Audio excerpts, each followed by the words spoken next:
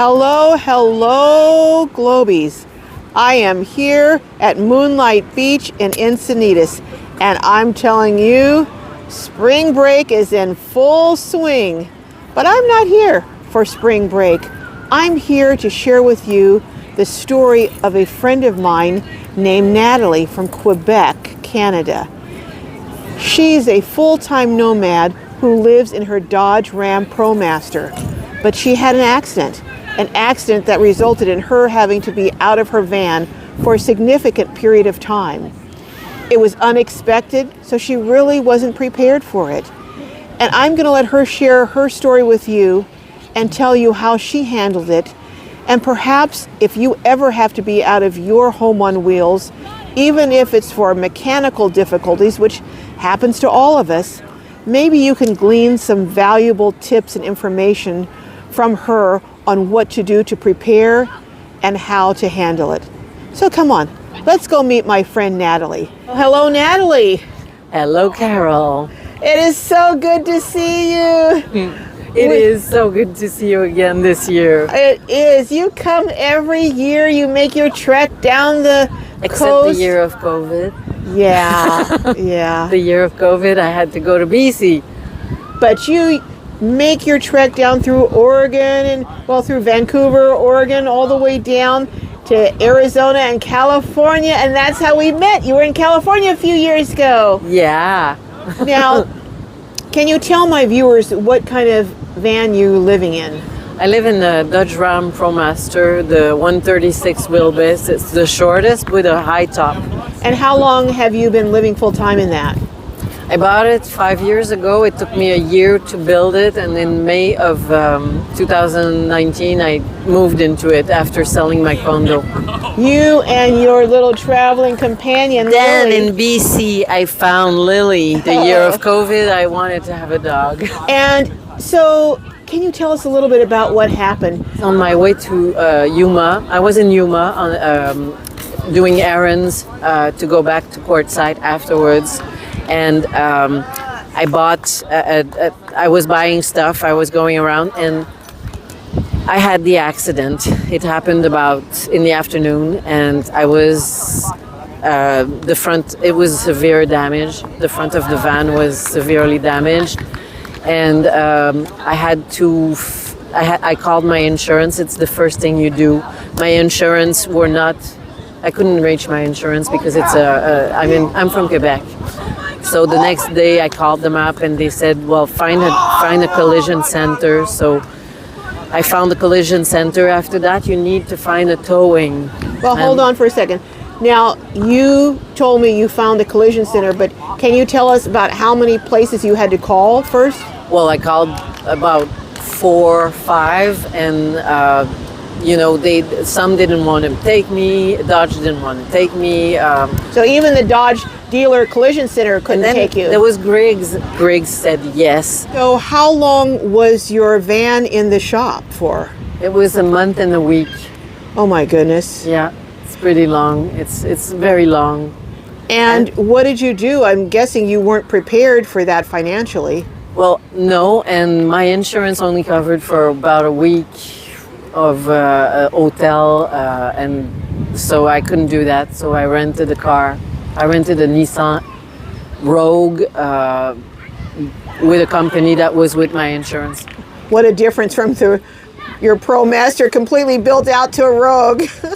Very, very different. Oh my goodness. And I goodness. took all my cushions from the van that are my dinette, and I created a bed. Right. I was okay. You know, it wasn't super comfortable, but you know, at least I was able to hang on. There were days that were miserable. Some were better. You know, it's up and down. Until you know that the van is being fixed. Because you don't know the van's going to be fixed in the beginning. It takes a while for them to assess whether they're going to total it or not, or if they're going to fix it. And you have been living in your van for how long again? 4 years now. So you didn't have a home base, you didn't have an apartment or house or anything anymore. That was it. That was your home. That's my home. Well, one of the main reasons that I did this video, Natalie, is to ask you if you could share some tips on what you suggest to someone who unexpectedly, hopefully doesn't get into an accident, but often what happens is there will be maybe a mechanical problem. I know people right now who are out of their vans or their vehicles because of mechanical problems. So what would you suggest? What advice do you have for someone who's on the road full time about how to prepare, how to best prepare should you be out, have to be out of your rig for a while? Well, make sure you have a device to cook that you can take out of your van with you. Or go. You might have to go and buy one. Make sure that you have you can take some bedding and some pillows and make a bed, or buy a mattress. Okay. I didn't have to buy a mattress. I had a lot of cushions, but take whatever you have in your van that could be used inside the vehicle. Or I think for us, renting a vehicle makes sense because we like to be mobile. You're more free. It's a lot easier than if you're stuck in an hotel room. I could not do an hotel room. That makes sense. And also make sure that you have an emergency fund. It doesn't have to be super large, but I must have spent about $500 on different things that I needed to make this lifestyle comfortable in the car. Like I had to buy a little portable battery bank. I had to get like a shower tent so that I could pee, because you can't really pee in, whatever. And I had to organize my kitchen things, my food, so everything was in little cheap plastic boxes that I found in dollar stores. And I had brought some things that were helpful. What would you miss? How would you cook? Imagine the situation. So maybe even before you have something happen, have some tentative setup, maybe like you said, something to cook in, like maybe a little butane stove, just different things that should you have to quickly go out of your vehicle, you could transfer to another vehicle. I'm gonna make a list of everything that I think people should have. So you were telling me just having community. I think you need to have community. You need to have people around. You need to have the support of others when you're down. This was a moment of, crisis. And if I think I would have flown back home if I hadn't had that. It's impossible to. I don't know what I would have done. Now you were telling me that a couple of your friends arranged in Yuma for you to stay in someone's driveway, and you had days. You told me you cried for days at one point. Yeah, it was when I didn't know if the van would be fixable. When I was fed up because it had been a month and I didn't see the end of it. When it rains and it's cold and it's windy, right, and you wake up and you can't even make coffee because it's too windy, and you can't cook in a car. I can't cook in a car. Yeah, it is more difficult.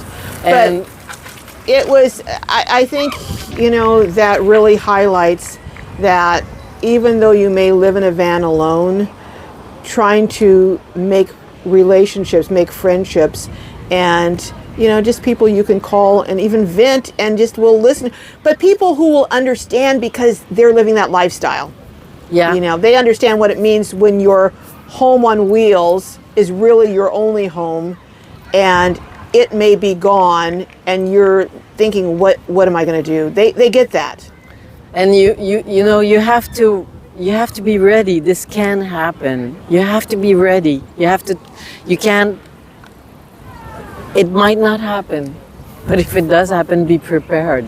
Well, Natalie, and make sure you know what your insurances are, what your needs are. Yeah, that's really critical. That's one thing you did mention. Know what your insurance covers and what it doesn't cover, and whether they will tow you or not. Natalie, thank you very much for sharing what was really a very traumatic experience. But your van looks beautiful. You just cannot even tell it was ever in an accident. And we're going to go do a tour now. And those of you listening, take heed, prepare. You hope the worst doesn't happen, but be prepared, knowing your insurance information, having maybe some portable things you can move with you if you have to go out of your vehicle and rent another vehicle, having an emergency fund. And those are the tips. Thank you so much, Natalie, and we will see you over at your van. Yes.